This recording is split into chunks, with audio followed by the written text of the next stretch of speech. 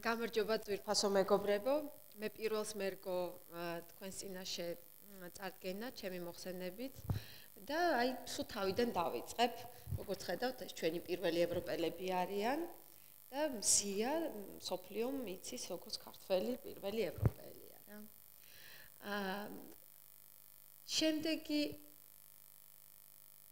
შემდეგი სლაიდი აჩვენებს ასევე ძალიან მნიშვნელოვანი ქალბატონის ქალის წმინდა ნინოს როლს, რომელსაც ძალიან დიდ პატივს ვცემთ და რომლის სახელსაც უკავშირდება საქართველოში ქრისტიანობის შემოსვლა.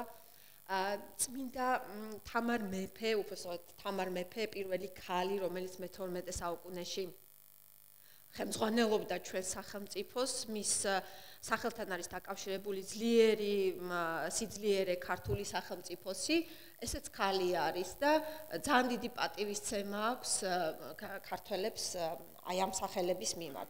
წინააღმდეგობრივი სახეებიც არის არა ქართულ კულტურაში, კოლხი ქალი მედეა, რომელიც აიეტის სასული იყო. და აი ეს უკვე საბჭოთა დროის სიმბოლო არის ქართლის დედა, რომელიც ეხაც თბილისშია და დაყურებს, ასე ვთქვა და არა მარტო თბილისის სიმბოლო, არამედ საქართველოსიც ხო, რომელიც აჩვენებს, რომ აი ქალის კულტი ძალიან ძლიერია. და საერთოდ აი შემდეგ სლაიდზე კიდე მაქვს აი ეს ქართული ცეკვა, არა როგორი არის ეს ქართული ცეკვა, როგორი ურთიერთობაა კაცსა და ქალს შორის, არა, რომ კაცი რაღაც დისტანციაზე მიყვება ქალს, პრაქტიკულად სახიშიც ვერ უყურებს მას და ეს ქალი კიდე ნარნარი და ყდემამოსილი, ხო?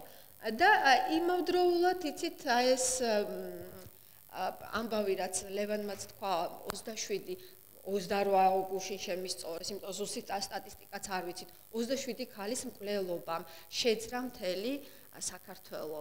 და დიდი მითქმა-მოთქმაც დაიწყო და თავიდან თუ გახსოვთ ძალიან დიდი სკეპტიციზმით ხვდებოდნენ ამას, ანუ არავინ არ იჯერებდა, უფრო ეგონათ, რომ იცი რა, ეს ხდება და მედიის ბრალია, რომ ესე აშუქებენ და ამიტომ გახდა ეს ჩვენთვის საყურადღებო. მე ვფიქრობ, რომ სწორედ იმას უნდა დავაბრალოთ, რომ აი ქალის მიმართ აი ესეთი დიდი მაღალი კულტის და პატივისცემის არსებობის ფონზე ძალიან ძნელია დაჯერება, რომ ხო ეს ნამდვილად ჩვენთან ხდება რა.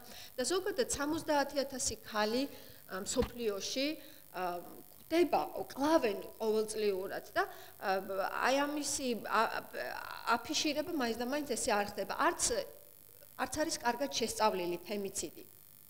მაგრამ ისევ ფემიციდის დეფინიცია ეკუთვნის დიანა რასელს, ეს 99 წელს გააკეთა და თქვა, რომ ეს არის ქალების მოკლა მათი სქესის გამო.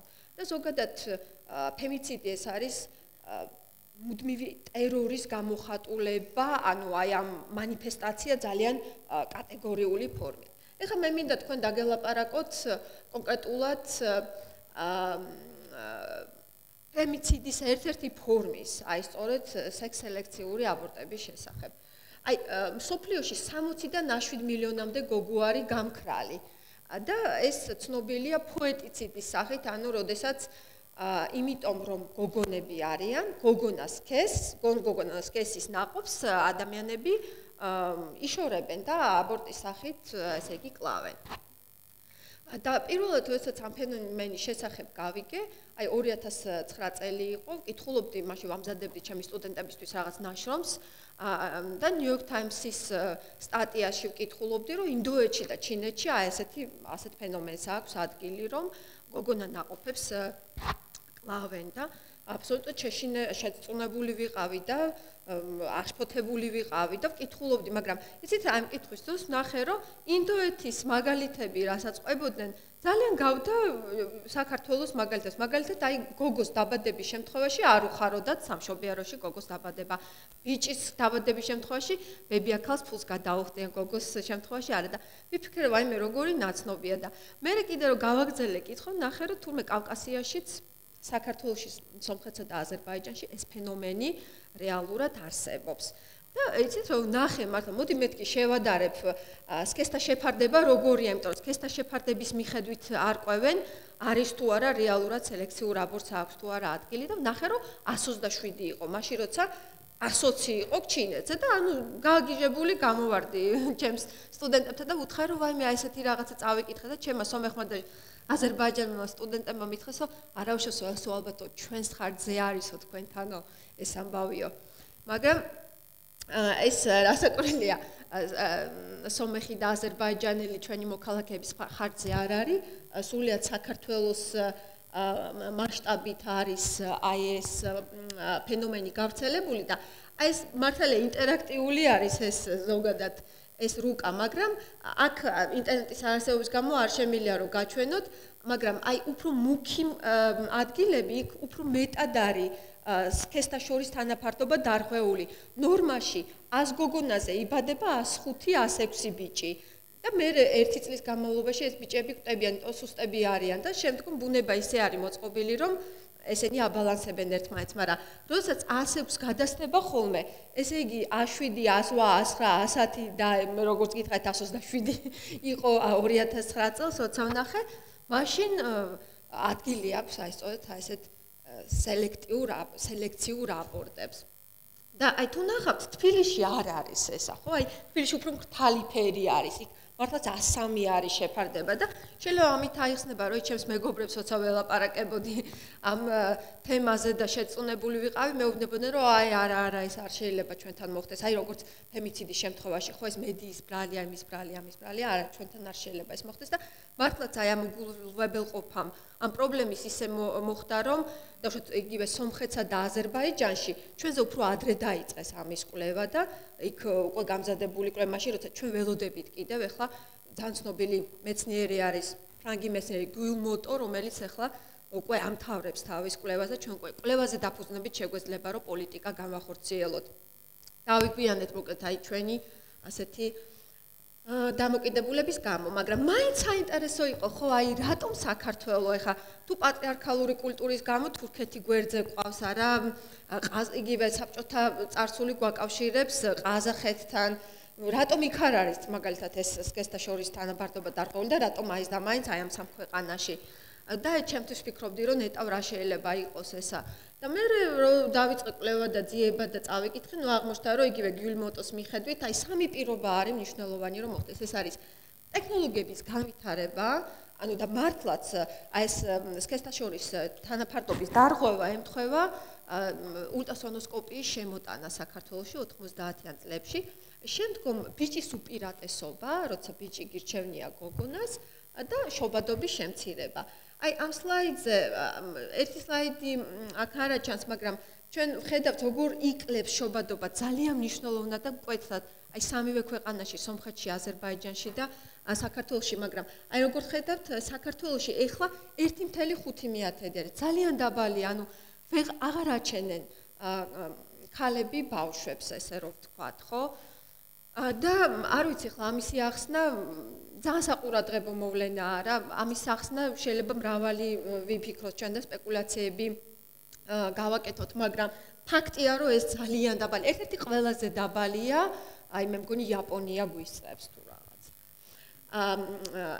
ეხლა იცით, მინდა კიდევ გითხრათ, თქვენი ყურადღება შევაჩერო აბორტების სიცხე. ძალიან მაღალია აბორტების სიცხე. 40,000 აბორტი კეთდება საქართველოში ყოველ წელს. და ამბობენ რომ დავუშვათ ეს 3-ჯერ უფრო მეტია, 3-4-ჯერ უფრო მეტი არის ამისი რიცხვი სინამდვილეში, იმიტომ რომ არალეგალურადაც ხდება ეს აბორტები და მე პირადად აი დავითვალე ესეთი ესე იგი ხელოვნური აბორტის გამომწვევი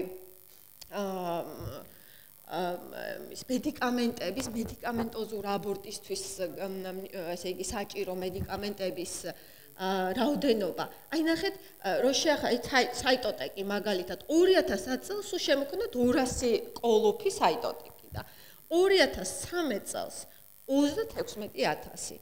ანუ წარმოიდგინეთ 180 ჯერ გაიზარდა მისი რიცხვი, ხო? აი ძალიან მაღალი, ძალიან მნიშვნელოვანი მონაცემია. სხვათა შორის რომ წარუდგინე ეს მონაცემები ბატონ გიულმოტოს შეიტანს ახლა თავის მაშინ რა ქვია ანგარიში, იმიტომ რომ მე ვფიქრობ, რომ ეს ძალიან ყურადღების მისაქცევი საქმე არის, ხო? კარგით, ეხლა გადავიდეთ იმაზე, რომ ბიჭი გირჩევნია თუ გოგო გირჩევნია რა. აი პრინციპში რა დიდი ანუ რა მოხდა, რომ ბიჭი გირჩევნია? მე ყავა მიყვარს უფრო მეტად ვიდრე ჩაი სიტყვაზე, არა? მაგრამ აი ნახოთ ეს ნამდვილად ჩანს ყველა გამოკითხვაში, იგივე CRRC-ის გამოკვლევები კავკასიის რესურსებისა და კვლევის ცენტრის 2000 წელს გააკეთეს და ნახეს რომ 47%-ს მოსახლეობის, ანუ გამოკითხულთა, რომელიც რეპრეზენტატიული კვლევა არის, ისინი ამბობენ რომ ბიჭი ურჩევნიათ გოგონას.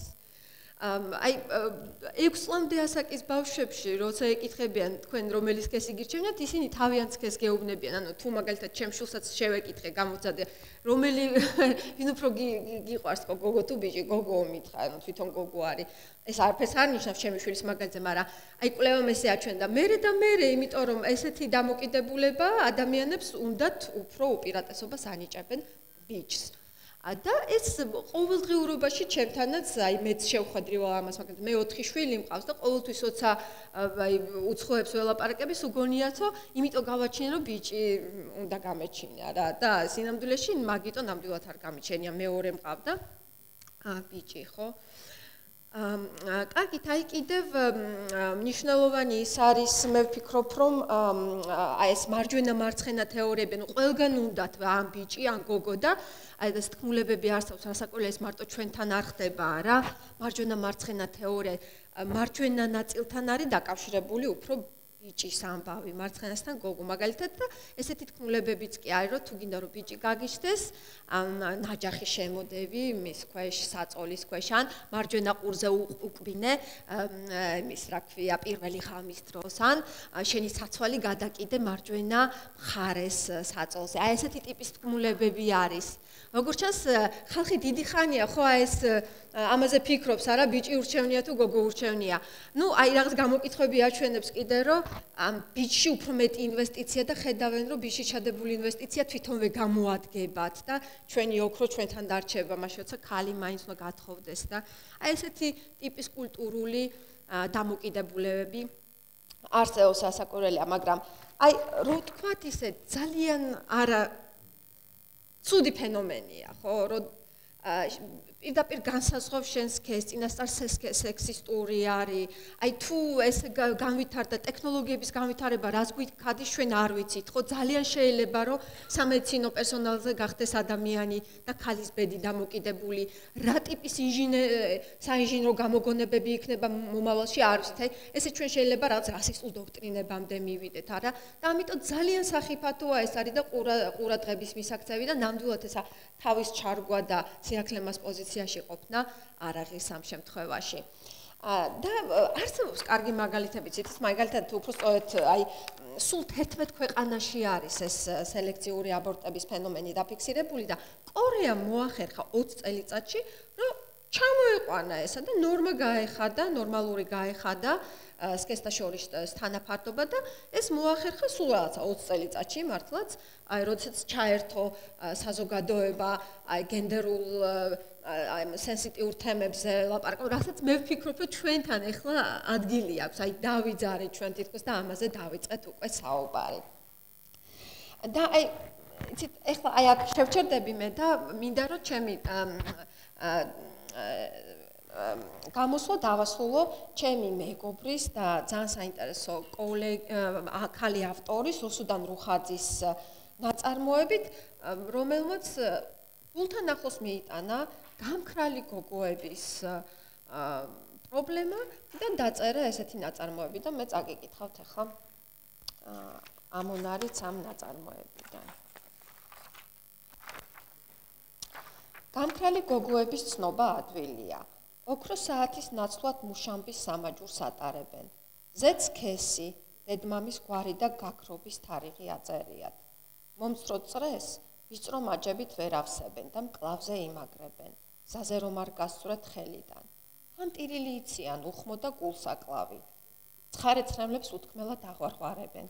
ბედად თუ დაინახავ, თორემ ისე დაეღლებათ გულები იმათქვითის ვერავინ გაიგებს. უჩემოდაც კარგად იციან დაუბადებელთა ტირილი არავის ესმის.